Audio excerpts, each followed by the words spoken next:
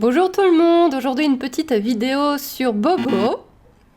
Pas du tout, pas du tout, il s'incruste, il fait la star comme d'habitude, il veut prendre un, oui, il veut que ce soit toujours pour lui. Non, aujourd'hui une petite vidéo que vous m'avez beaucoup demandé et que je fais avec Bobo alors que c'est pour Hacienda. C'est 10 choses sur Hacienda, vous me l'avez vraiment beaucoup demandé. Et vu que ça fait bientôt un an que je l'ai, je pense que voilà, on était capable d'en faire un. On pourra même en refaire un plus tard, dans quelques années, quand on se connaîtra encore mieux, n'est-ce pas, Maître Bobo? Et donc, du coup, 10 choses sur Hacienda. Donc Hacienda est française, elle est née en France à l'élevage des Tontouns le 7 avril 2017. Et donc c'est son élevage qui a choisi son nom, donc elle est née dans le bas de la France, donc un élevage vraiment spécialisé dans les paints et dans les couleurs claires, qui ont une page Facebook, il faudra que je pense à vous la mettre, tiens. Et sinon, voilà, sur Facebook, élevage des Tontouns. Et voilà, elle est donc française, mais deuxième point sur Hacienda, je l'ai achetée à une Belge. Là vous dites, attendez. Alors en fait, techniquement, l'histoire d'Hacienda est très compliquée.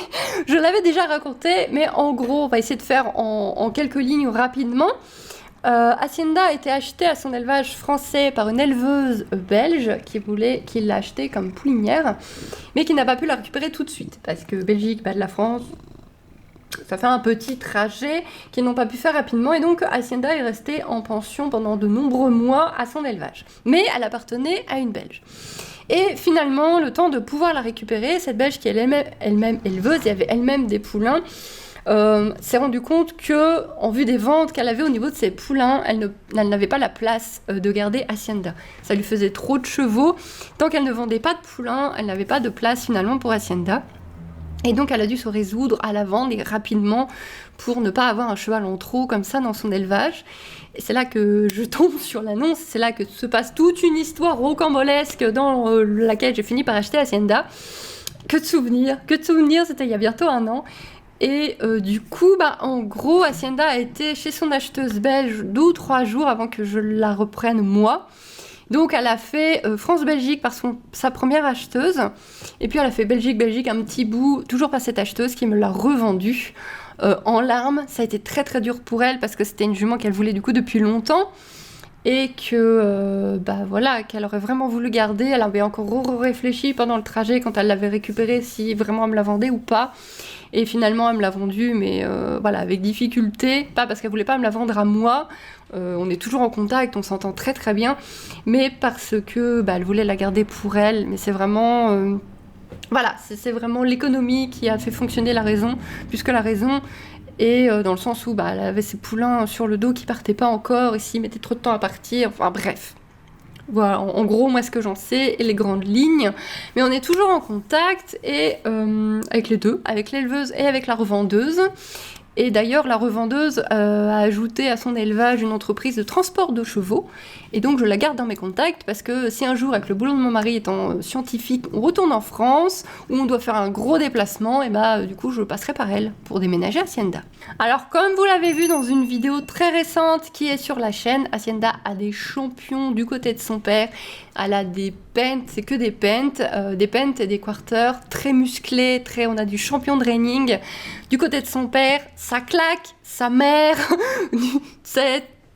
on a du bon dada. On a du bon dada pour faire du western, et ça tombe bien puisque c'est ce que je veux faire avec. Hacienda, quand elle était à son élevage en France, avait une meilleure amie qui s'appelait Égoïste, donc de la même année de naissance qu'elle, en H. Et des fois, quand je vois toutes ces photos où elles étaient ensemble, des fois je me dis, ouais, quand on adopte un cheval, il a vraiment une vie derrière. Parce qu'on adopte un animal, moi quand j'ai eu Hacienda, elle avait 2 ans. 2 ans et demi du coup. Et elle a passé 2 ans et demi dans les champs de son éleveuse, et forcément elle avait des copines. Et d'ailleurs, Égoïste est toujours à l'élevage, comme elle n'a pas été vendue, personne ne l'a achetée. Ils l'ont gardée comme poulinière, et elle va avoir son premier poulain l'année prochaine. Et voilà, se dire, la meilleure amie d'Hacienda, elle va être maman, et puis Hacienda, elle est loin maintenant, et on se dit, pour les chevaux quand même, ça doit être dur de perdre leurs potes comme ça. C'est des animaux de troupeau très sensibles, très attachés à leurs membres. Et c'est là qu'on se dit, on fait des dégâts quand on adopte. Il n'y a pas le choix, Hacienda devait partir, c'est pas moi qui l'aurais adoptée, ça aurait été quelqu'un d'autre, elle devait être vendue. Mais des fois, il y a ce petit côté où je me dis, elle a été séparée de ses potes, quoi. Mais c'est comme ça, on le fait avec un peu tous les animaux qu'on adopte en fait. Et son meilleur ami actuel, donc Hacienda a eu beaucoup de mal à se faire des amis quand elle est arrivée au ranch où je suis. Elle est très calme, très gentille avec les autres chevaux, mais elle agace un peu les autres chevaux en fait, surtout les juments. Je sais pas si c'est son côté placide, parce qu'elle se met pas dans la hiérarchie ou quoi. Mais par contre, elle a un super copain maintenant qui est arrivé il y a pas mal de mois maintenant, qui est Tonton, dit Tom. Je vous ai déjà montré un petit peu sur Instagram, et c'est un cheval de 15 ans, du coup qui la calme bien. Elle donne un peu d'énergie à un Tonton, qui est un cheval qui a été sauvé quand il était très très jeune, qui a des problèmes d'articulation, qui n'a jamais été monté, ne sera jamais monté. C'est vraiment un cheval de compagnie. Et du coup, elle l'oblige un petit peu à courir, parce qu'il faut quand même qu'il fasse un peu de sport. Et lui, il temporise la gamine. Et c'est très très mignon, parce qu'on les sort séparément. Par exemple, quand je vais travailler à Hacienda et que je la ramène, elle est accueillie à grands coups de hennissement par Tonton. Ils sont côte à côte, ils sont copains de boxe, ils sont copains de prairie. Et quand ils sortent en paddock, ils sortent ensemble. Ils sortent plusieurs fois par semaine ensemble. Et ça fait plaisir de voir qu'elle a enfin un copain et qu'ils sont aussi importants. Par exemple, le samedi, si c'est moi qui les sors en paddock, je sors toujours Hacienda en premier et je vais chercher Tonton après. Et Hacienda me voit arriver avec Tonton, ah, c'est la fête, c'est wouhou, maman, elle amène Tonton, trop bien. Alors Hacienda n'a pas peur des chiens. Elle a pas peur des chiens du tout, et ça avait étonné d'ailleurs la revendeuse quand elle me l'avait amené. Il y a 2 chiens au ranch, il y avait 2 chiens au ranch à cette époque, maintenant il y en a 3. Et quand elle me l'a amené, il y a tout de suite un des chiens qui est arrivé, et du coup elle a vraiment eu peur. Elle s'est dit merde, mais comment va réagir la pouliche? C'est quand même une pouliche, comment elle va réagir avec le chien qui se précipite? Et Hacienda a posé ses naseaux sur le dos du chien. Et là on était là, ça va. Non, les chiens ça va en fait. Il y avait la revendeuse qui était là. Ah ouais, mais carrément son nez dessus quoi. Ah oui non, Et les chiens, il y a les chiens, voilà, elle passe à côté des chiens, elle entend les aboiements des chiens, des fois ils aboient à côté d'elle et tout. Les chiens, rien à carrer, mais à son élevage, ils ont déjà Crossel, donc dans le genre speed et bruyant, ça a dû bien l'adapter. Et donc, autre fait sur Hacienda, elle n'a pas peur des chiens, mais elle a une peur bleue, mais des vaches. Oui, c'est un cheval qui va faire du western. Oui, elle a peur des vaches. Mais vraiment, les vaches, ça la terrifie. C'est...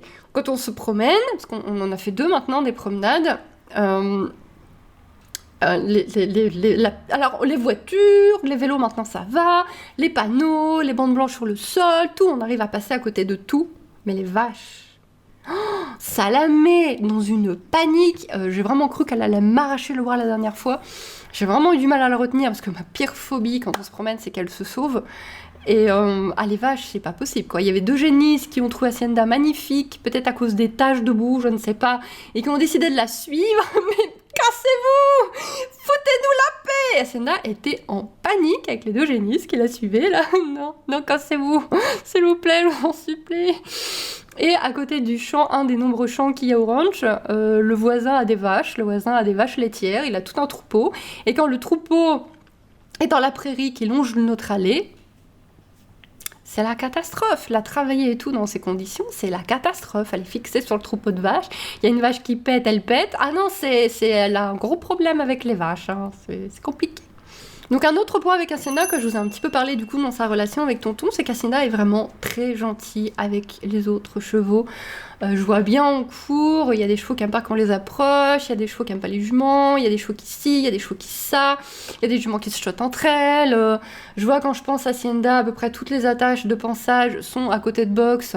À peu près tous les chevaux à côté desquels j'attache Hacienda essayent de la niaquer ou râlent. C'est compliqué, mais alors Hacienda, je n'ai jamais vu Hacienda shooter ou essayer de mordre ou râler après un autre cheval. Non, elle les appelle tous, elle veut leur parler, elle veut les voir, elle veut les rencontrer, elle est très mignonne.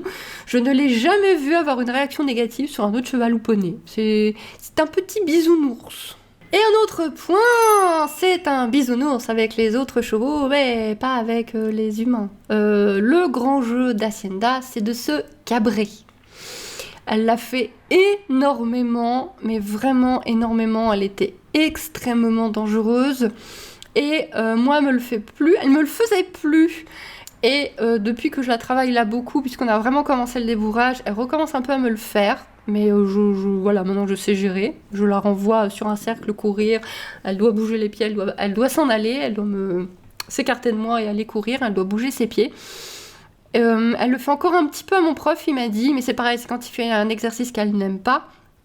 Et normalement, et ça peut lui arriver de le faire quand une nouvelle personne, surtout une jeune personne, puisqu'il y a des jeunes qui aident des faux ranchs, veut la prendre pour aller la mettre en paddock en prairie. Là, elle peut faire le coup, parce que c'est une petite saloperie qui teste. Voilà, Hacienda, son truc, c'est se cabrer quand elle est pas contente, quand il y a un truc qui l'indispose, quand un truc lui fait peur, quand un truc lui convient pas, quand elle veut dire non fermement, quand elle veut se moquer de quelqu'un, quand elle veut tester quelqu'un. Elle se cabre. Mais quand je dis qu'elle se cabre, c'est-à-dire qu'elle monte pas un petit peu les antérieurs. Non, elle se met comme as. Hein. Elle est comme as. Elle y va de bon cœur. Mais vraiment de bon cœur. Et je me dis, si elle joue à ça quand je serai dessus, ça va être sympa. Ça va être très très sympa. Et dernier point sur Hacienda, c'est vraiment l'équilibre qu'on a dû trouver toutes les deux, qui a été très long, très compliqué à trouver. L'hiver dernier, j'ai vraiment eu un ras-le-bol. Elle cabrait, elle shootait, elle mordait. Je faisais tout ce que je pouvais pour lui rendre la vie le plus agréable possible, et je m'en prenais plein la tête. Il n'y a rien qui fonctionnait.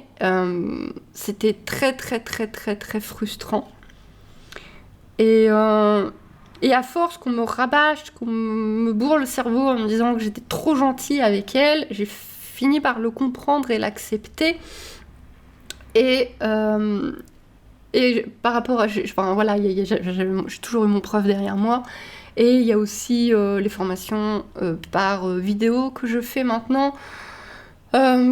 Plus les copines qui s'y connaissent plus que moi, qui voilà, et à force que tout le monde me dise mais purée, mais énerve-toi sur ton cheval, parce que là, elle est en train de te bouffer, et elle me bouffait le moral, et on se bouffait mutuellement le moral, parce que c'était un cercle vicieux, c'est-à-dire qu'elle m'agaçait tellement vite qu'elle s'énervait, et comme elle s'énervait, elle m'agaçait, et comme j'étais agacée, ça l'énervait, on se montait mutuellement le bourrichon, c'était insupportable, c'était dangereux pour moi, et en fait, à un moment, j'ai eu un ras-le-bol, mais un ras-le-bol total. Et je me rappelle qu'un jour, j'y suis allée en me disant « Aujourd'hui, je me fais pas marcher sur les pieds, j'en ai marre, mais je ne m'énerve pas non plus. » Et elle a essayé de cabrer. Et c'est la première fois où j'ai réussi à dire non, mais sans m'énerver. Et à la virer, mais avec force, mais sans agacement. Avec force, mais fermeté, mais sans agacement, en restant calme et posée. Et où, en fait, quand je la mettais au rond de longe pour travailler, elle me laissait pas sortir du rond de longe. Je ne pouvais plus ouvrir la porte pour la sortir du rond de longe. Elle m'a même blessé une main une fois. C'est mon prof qui devait intervenir pour la virer, pour que je puisse la sortir du rond de longe. Mais, enfin... Et là, j'ai dit stop. Je suis maintenant, tu back. Donc back, elle connaît très bien, c'est recul. Et back. Et du coup, j'ai tapé le poitrail. Et comme j'avais vu en vidéo, j'ai tapé le poitrail en disant back, de plus en plus fort, comme le ferait un cheval avec un coup de sabot, croyez-moi, qui tape plus fort que moi, jusqu'à ce qu'elle recule, et à partir de là, elle m'a plus fait chier avec la porte. Les rares moments où elle commence à me faire chier avec une porte, je le refais, il suffit que je tapote 2 fois en insistant sur un back ferme, et elle arrête, elle recule. Et le cabré, elle a arrêté de me le faire du jour au lendemain. Et du jour au lendemain, elle a arrêté de cabrer. C'est-à-dire que rien que de l'emmener à sa prairie, c'est positif de l'emmener à sa prairie. Elle me cabrait 3 fois sur le chemin. C'était invivable. Et du jour au lendemain, elle a arrêté de cabrer. Là, elle recommence un petit peu depuis 2-3 semaines parce que je la travaille vraiment. Mon prof la travaille beaucoup. On la travaille beaucoup en ce moment. Donc, elle a des petits moments de moi, il dit pas envie, je veux pas bosser.